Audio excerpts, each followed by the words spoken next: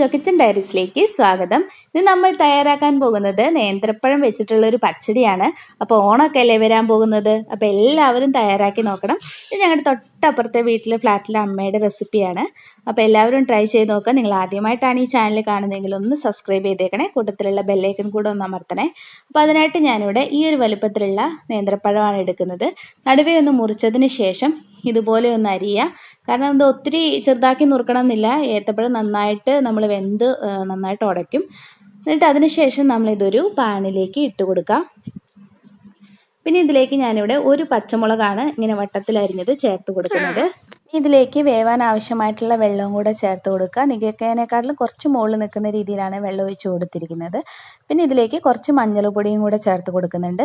പിന്നെ ആവശ്യമായിട്ടുള്ള ഉപ്പും കൂടെ ചേർത്ത് കൊടുത്തതിന് ശേഷം നമുക്ക് ഗ്യാസ് ഓൺ ആക്കിയിട്ട് ഇത് നന്നായിട്ടൊന്ന് വേവിച്ചെടുക്കണം. അപ്പോൾ ഈ ഒരു സമയം കൊണ്ട് നമുക്കിതിൻ്റെ അരപ്പ് റെഡിയാക്കാം. അതിനായിട്ട് ഞാനിവിടെ 1/2 കപ്പ് തേങ്ങ ചിരകിയതാണ് മിക്സിയിലോട്ട് ചേർത്ത് കൊടുക്കുന്നത്. അതിലേക്ക് ഒരു 1/4 ടീസ്പൂണിൻ്റെ ഫുള്ളായിട്ട് എടുത്തിട്ടില്ല, അതിനേക്കാളും കുറച്ച് കുറവ് ജീരകവും കൂടെ ചേർത്ത് കൊടുക്കുന്നുണ്ട്. ഇത് അരയ്ക്കാൻ ആവശ്യമായിട്ടുള്ള വെള്ളം കൂടെ ചേർത്ത് കൊടുത്തതിന് ശേഷം ഇത് നന്നായിട്ടൊന്ന് അരച്ചിട്ട് വരാം. നല്ലതുപോലെ അരയണം. അപ്പോഴത്തേനും നമ്മുടെ നേന്ത്രപ്പഴമൊക്കെ ഇവിടെ ഒരുവിധം വെന്തിട്ടുണ്ട്. നന്നായിട്ട് വെന്തിട്ടില്ല, എന്നാലും ഈ അരപ്പും കൂടി ഒന്ന് വേവണമല്ലോ. അപ്പോൾ നമുക്ക് ഈ അരപ്പും കൂടി ഇട്ടിട്ട് അരപ്പ് നന്നായിട്ടൊന്ന് വെന്ത് കിട്ടണം. നേന്ത്രപ്പഴം കുറച്ചും കൂടെ വേവാനുണ്ട്, അത് നന്നായിട്ട് വെന്ത് കിട്ടണം. പിന്നെ മിക്സിയുടെ ജാറിലോട്ട് കുറച്ച് വെള്ളം കൂടെ ഒഴിച്ചിട്ട് കുറച്ച് വെള്ളം കൂടെ നമുക്ക് ചേർത്ത് കൊടുക്കാം. ഒത്തിരി വെള്ളം ചേർക്കാതെ പ്രത്യേകം ശ്രദ്ധിക്കണം, കാരണം നമുക്ക് ഇത് ഒത്തിരി ചാറ് പോലെ വേണ്ട ആവശ്യമില്ല. പിന്നെ ഇതിലേക്ക് ഞാൻ 1 കപ്പ് തൈരാണ് എടുക്കുന്നത്. അപ്പോൾ 250 ml കപ്പാണ്. അപ്പോൾ തൈര് നമ്മൾ മിക്സിയിലൊന്നും അടിക്കുന്നില്ല.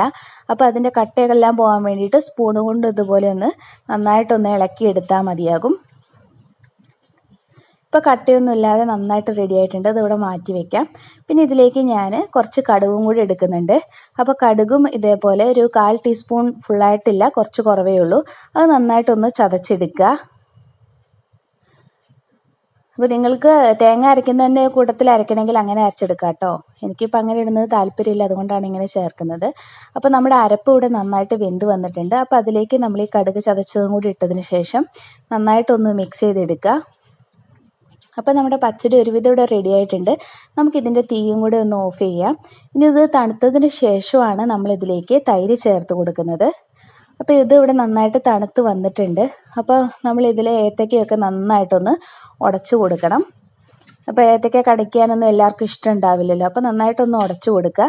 അതിനുശേഷം നമ്മളിതിലേക്ക് നമ്മൾ നേരത്തെ ഉടച്ചു വെച്ചിട്ടുള്ള തൈരും കൂടെ ചേർത്ത് കൊടുക്കുക.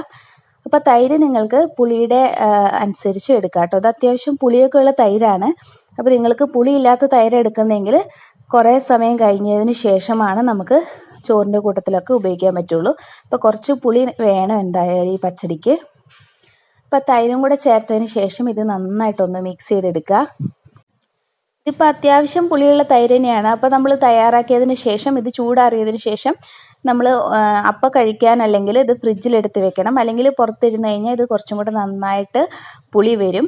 അപ്പോൾ ഇപ്പം നമ്മൾ തയ്യാറാക്കുമ്പം അതിൻ്റെ പുളിയും എരിവും മധുരവും എല്ലാം കറക്റ്റായിട്ട് നിൽക്കുന്ന രീതിയിൽ നമ്മൾ തയ്യാറാക്കിയെടുക്കുക. അപ്പോൾ ടേസ്റ്റ് നോക്കിയിട്ട് നിങ്ങൾക്ക് മധുരം കുറവാണെങ്കിൽ പഞ്ചസാര കുറച്ച് ചേർത്ത് കൊടുക്കാവുന്നതാണ്. ഇനി നമ്മളിതൊന്ന് താളിച്ചെടുക്കുകയും കൂടെ വേണം. അതിനായിട്ട് ഞാൻ കുറച്ച് വെളിച്ചെണ്ണ ഒഴിച്ചിട്ടുണ്ട്. അതിലേക്ക് എണ്ണ ചൂടാകുമ്പോഴത്തേനും കുറച്ച് കടുകും കൂടെ ചേർത്ത് കൊടുക്കാം. പിന്നെ അതിലേക്ക് ഞാൻ 1 ഉള്ളിയാണ് ചെറുതാക്കി അരിഞ്ഞത് ചേർത്ത് കൊടുക്കുന്നത്. ഉള്ളി നന്നായിട്ടൊന്ന് മൊരിഞ്ഞ് വരുമ്പോഴത്തേനും നമ്മൾക്ക് ഇതിലേക്ക് ഒരു 2 വറ്റൽമുളകും കൂടെ പൊട്ടിച്ച് ഇട്ട് കൊടുക്കാം. പിന്നെ ഇതിലേക്ക് കുറച്ച് കറിവേപ്പിലയും കൂടെ ചേർത്ത് കൊടുക്കാം. അതിനുശേഷം ഇതെല്ലാം ആയിക്കഴിഞ്ഞതിന് ശേഷം നമ്മളിത് കറിയിലേക്ക് ചേർത്ത് കൊടുക്കുക. അത്രയേ ഉള്ളൂ പരിപാടി. പെട്ടെന്ന് തയ്യാറാക്കാൻ പറ്റുന്ന പച്ചടിയാണിത്. അപ്പോൾ എല്ലാവരും തയ്യാറാക്കി നോക്കുക. നല്ല ടേസ്റ്റുമാണ്. അപ്പോൾ എല്ലാവരും ഓണത്തിന് പരീക്ഷിക്കുമെന്ന് വിചാരിക്കുന്നു. നിങ്ങൾക്ക് വീഡിയോ ഇഷ്ടപ്പെടുകയാണെങ്കിൽ ലൈക്ക് ചെയ്യാനും ഷെയർ ചെയ്യാനും ഒന്നും മറക്കരുത്. അപ്പോൾ നിങ്ങൾ ഇതുവരെ ചാനൽ സബ്സ്ക്രൈബ് ചെയ്യാത്തവരാണെങ്കിൽ സബ്സ്ക്രൈബ് ചെയ്യുകയും വേണം. ഞാൻ ഇതുപോലെ തന്നെ പാഷൻ ഫ്രൂട്ടിൻ്റെ പച്ചടിയൊക്കെ തയ്യാറാക്കിയിട്ടുണ്ടായിരുന്നു. അത് കാണാത്തവരുണ്ടെങ്കിൽ അതും പോയി കാണുക. അപ്പോൾ അടുത്ത നല്ല വീഡിയോ ആയിട്ട് വീണ്ടും കാണാം. Thanks for watching. Bye.